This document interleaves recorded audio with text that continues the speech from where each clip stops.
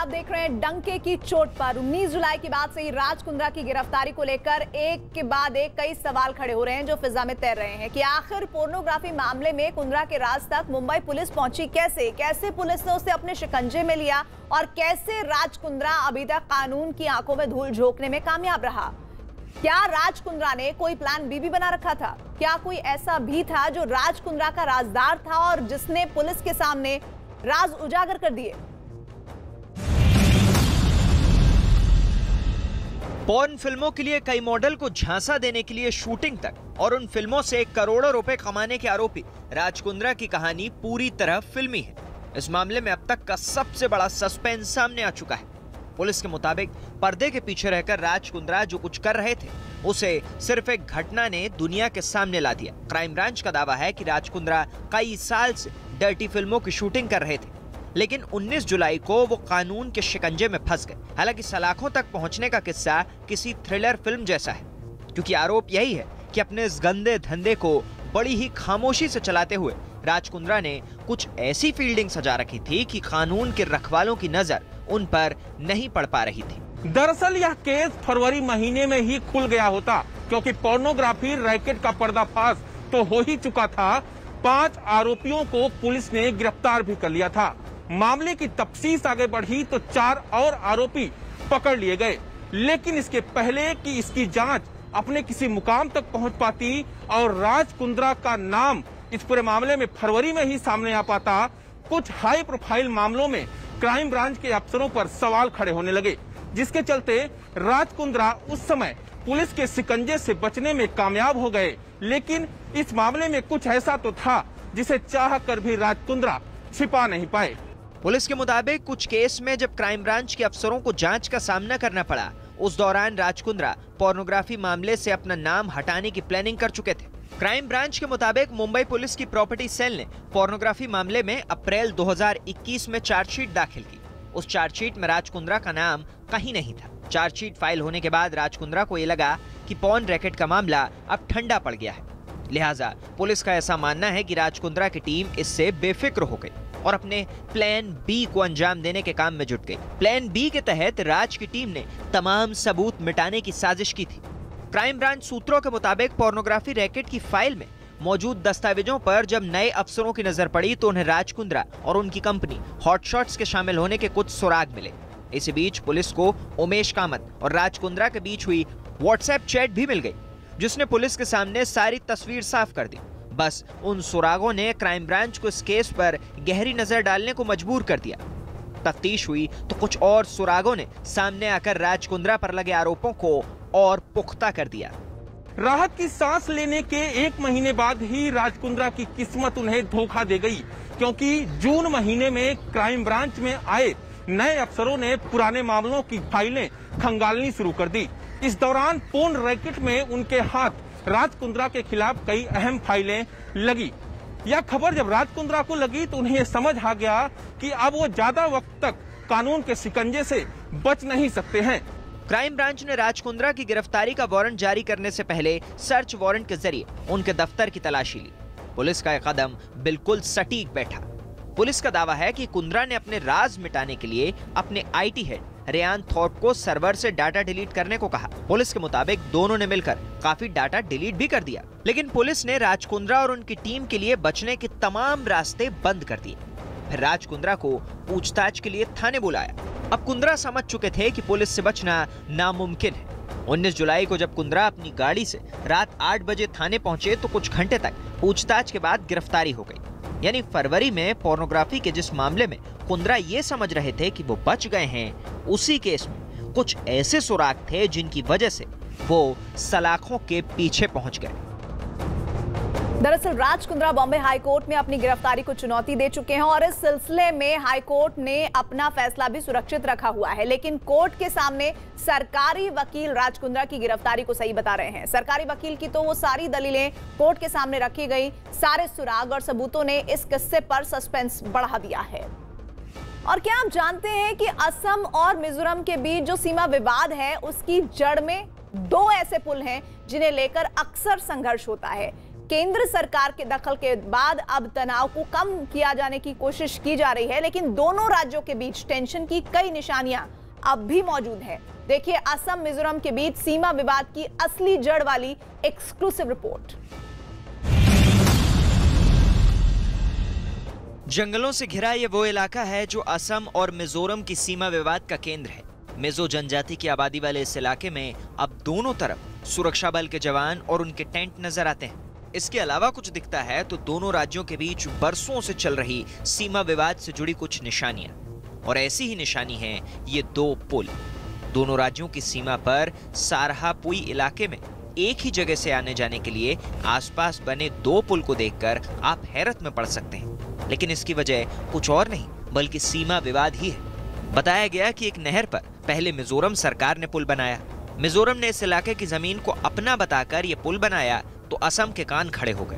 कुछ वक्त बाद लगे हाथ इसी पुल के ठीक बगल में असम सरकार ने एक और पुल बना दिया और दावा वही कि ये जमीन उनकी है। एक ही जमीन पर असम और मिजोरम दोनों ही अपना अपना दावा करने लगे और उसको पुख्ता करने के लिए दोनों ने उसी जमीन पर अपनी अपनी तरफ से एक पुल बनाया। अगर हम इसे नफरत का पुल नहीं कहेंगे तो प्रेम का भी पुल नहीं कहेंगे, क्योंकि इसमें जनहित से ज्यादा मंशा है स्वामित्व जताने की।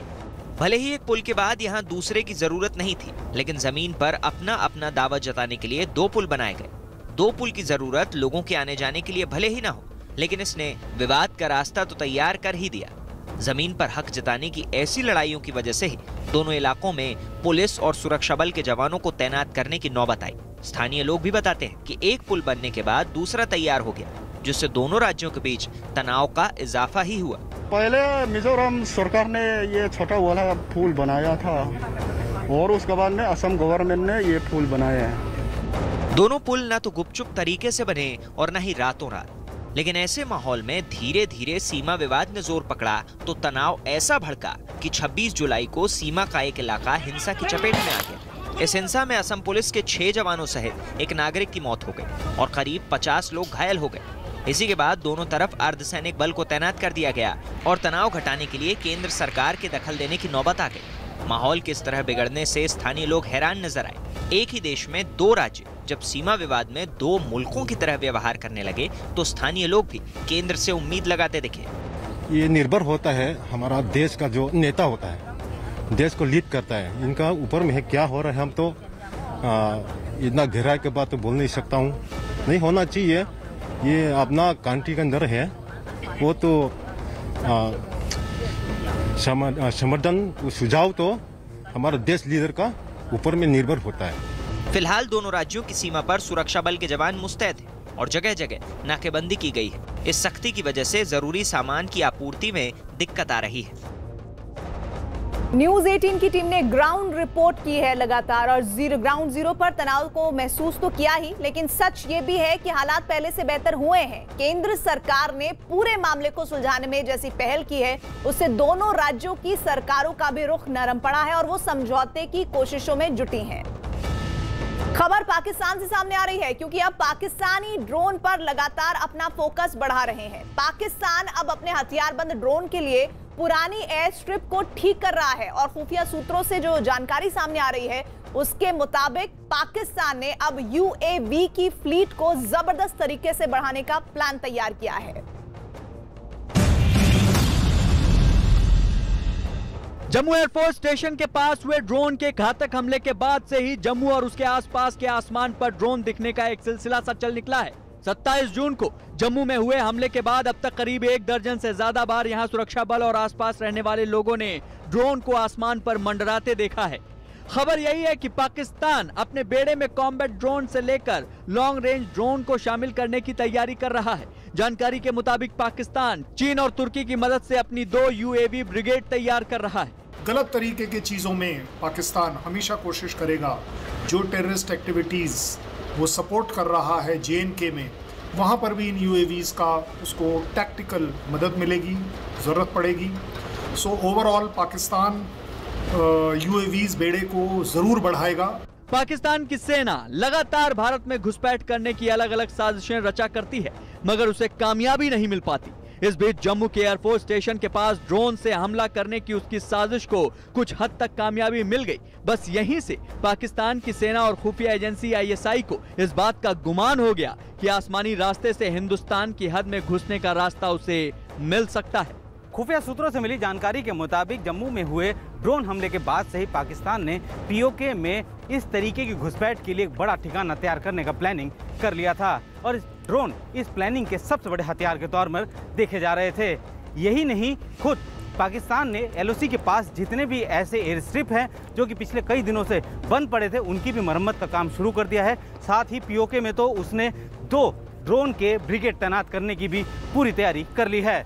POK में ड्रोन के 2 ब्रिगेड तैनात करने की अपनी नई चाल में पाकिस्तान के हुक्मरानों के अलावा पाकिस्तान की सेना के आला अफसर लगातार चीन और तुर्की के सेना के अफसरों से मुलाकात कर रहे हैं। पाकिस्तान ने इस नई ड्रोन वाली साजिश को जमीन पर उतारने के लिए POK को चुना है। खबर यही है कि POK में पाकिस्तान UAV की 2 नई ब्रिगेड की तैनाती करने की प्लानिंग में जुटा है। लेकिन इससे भी ज्यादा चौंकाने वाला पहलू ये है कि एक ब्रिगेड तुर्की से और दूसरी ब्रिगेड चीन से हासिल करेगा पाकिस्तान। ऐसा बताया जा रहा है कि इस सिलसिले में एक हाई लेवल मीटिंग में यह फैसला किया जा चुका है और उसी मीटिंग में तुर्की और चीन के साथ समझौते के बाद करार भी हो गया। इसी बीच तुर्की के लैंड सर्विसेज चीफ यानी आर्मी चीफ ने जनरल बाजवा के साथ मुलाकात की, जबकि पिछले महीने ही चीन के एक प्रतिनिधि मंडल ने पाकिस्तान का दौरा किया था, जहां 48 ड्रोन खरीदने के मामले में सौदा हुआ। UAVs चाइना से करने का प्रेफरेंस रखेगा क्योंकि उसके पास मजबूरी है, पैसा कहाँ से आएगा? चाइना ही है जो शायद उसे क्रेडिट पर दे दे। दूसरा, जिस तरीके का इस्तेमाल आप UAV का गलत इस्तेमाल करेंगे तो बाकी वेस्टर्न कंट्रीज उसे टॉलरेट नहीं करेंगी, चाइना उसे टॉलरेट कर लेगा। चोर चोर मौसेरे भाई। पाकिस्तान ने हाल ही में चीन से मिले कुछ UAV से एयर टू सरफेस मिसाइल का टेस्ट भी किया था। ड्रोन एक कारगर हथियार बन सकता है, इस बात का एहसास पाकिस्तान को तुर्की ने दिया है, जबकि चीन ने उसे ड्रोन मुहैया करवाए हैं। और पाकिस्तान की सेना के सूत्रों के हवाले से जो खबर सामने आ रही है, उसके मुताबिक आने वाले महीनों में पाकिस्तान चीन से कुछ ऐसे ड्रोन भी हासिल करना चाहता है जो 100 से 200 किलो तक विस्फोटक लेकर 14-15 किलोमीटर तक का सफर तय कर सके। चीन का एक अत्याधुनिक ड्रोन है विंग लुंग 2, जो जासूसी के साथ हमला करने में भी माहिर माना जाता है। ये drone Chengdu aircraft industrial company ने तैयार किया है और इस कंपनी के साथ पाकिस्तान की बातचीत जारी है, जिसके बारे में चीन के अखबार ग्लोबल टाइम्स ने भी अपनी रिपोर्ट में जिक्र किया। साफ है, चीन से मिले इस हवाई हथियार की बदौलत पाकिस्तान एक बार फिर अपने मंसूबों को परवाज देने की फिराक में है। सरहद पर भारतीय सुरक्षा एजेंसियों की चौकसी की वजह से पाकिस्तान की साजिशें आसानी से सरहद पार कर रही हैं और इसलिए वो ड्रोन के जरिए नकली करेंसी, हथियार और गोला बारूद पहुंचाने की साजिश रच रहा है। और अब POK में पाकिस्तान अपनी UAV ब्रिगेड को चीन की मदद से और मजबूत कर रहा है, जिसका सीधा सा मकसद ये है कि पाक अधिकृत कश्मीर वाले इलाके से भारत की सरहदों पर आतंकी हमलों की साजिश रची जा सके। और अफगानिस्तान की राजधानी के पास मंगलवार को एक भीषण विस्फोटक हुआ है और जब उस धमाके का गुबार छटा तो जो सच सामने आया उसने पूरे अफगानिस्तान को दहला दिया, क्योंकि ये घातक हमला था जो देश के कार्यवाहक रक्षा मंत्री को निशाना बनाकर किया गया था। इस घटना में कम से कम 10 लोग घायल हो गए, मगर सबसे बड़ी बात यह कि इस हमले की जिम्मेदारी तालिबान ने ले ली है। काबुल का ग्रीन जोन मंगलवार की रात थर्रा उठा। तालिबान के खूनी मंसूबों से अब अफगानिस्तान का कोई भी इलाका महफूज नहीं। तालिबान के खतरनाक इरादे अब अफगानिस्तान के उन इलाकों तक पहुंचने लगे जहां कोई परिंदा भी पर नहीं मार सकता। इस बात की गवाही दी है मकानों के पास बिखरे इस मलबे ने और धमाकों की धमक से तबाह हुई गाड़ियों के इस कबाड़ ने, जो यहाँ खुलेआम तालिबान की खूनी कारस्तानी का किस्सा सुना रहा है। तबाही और बर्बादी का ये मंजर अफगानिस्तान की राजधानी काबुल से सामने आया, जहां तालिबान ने मंगलवार को एक घातक हमले को अंजाम दिया। बताया यही जा रहा है कि यह धमाका दरअसल एक फिदायीन हमला था। चश्मदीदों के मुताबिक विस्फोटक से भरी एक कार इस सबसे सुरक्षित इलाके में रात करीब 8 बजे के आसपास देखी गई और फिर एक जोरदार धमाके ने समूचे काबुल की नींद उड़ा दी।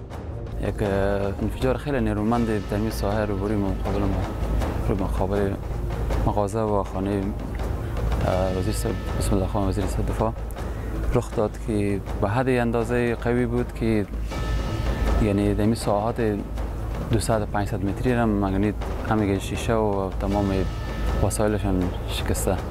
धमाका करीब आधा किलोमीटर दूर तक सुना गया।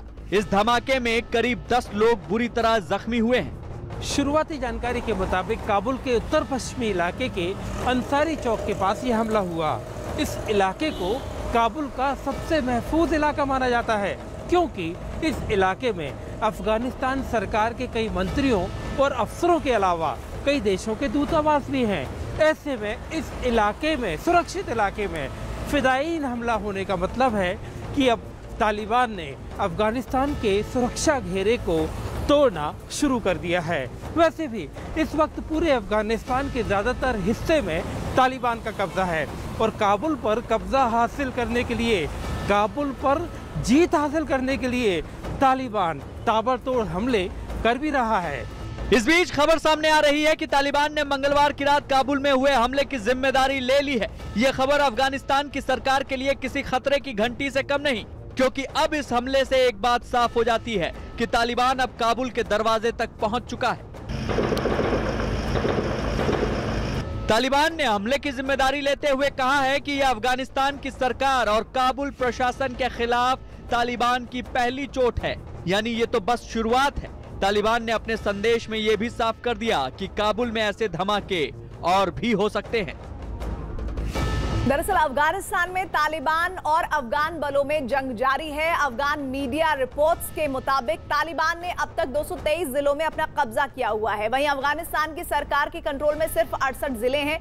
वहीं 116 जिलों में कब्जे को लेकर तालिबान और अफगानिस्तान की सेना में जंग जारी है। ओलंपिक्स में सेमीफाइनल तक पहुंचकर